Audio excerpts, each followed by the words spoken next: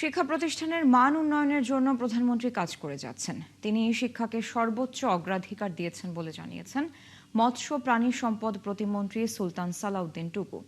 শনিবার টাঙ্গাইলের কালীহাতীতে ইছাপুর শেরেবাংলা উচ্চ বিদ্যালয়ে মিড ডে মিলের উদ্বোধন ও অভিভাবক সমাবেশে প্রধান অতিথি হিসেবে যোগ দিয়ে সাংবাদিকদের প্রশ্নের জবাবে তিনি এসব কথা বলেন।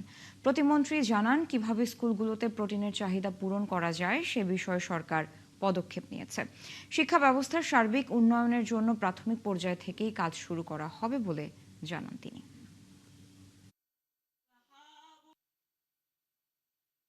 মাননীয় প্রধানমন্ত্রী কিন্তু নারী শিক্ষা উন্নয়নের জন্য মাস্টার্স লেভেলেও কিভাবে নারীদেরকে অবৈতনিক শিক্ষা ব্যবস্থা চালু করা যায়, বিভিন্নভাবে বৃত্তি সিস্টেমও কিন্তু আমরা চালু করেছি। কাজেই শিক্ষা ব্যবস্থাকে সার্বিক উন্নয়নের জন্য প্রাথমিক ধাপ থেকেই কিন্তু শুরু করতে হয়, প্রাথমিক শিক্ষা থেকেই শুরু করতে হয়। আস্তে আস্তে সব পর্যায়েই হবে ইনশাআল্লাহ।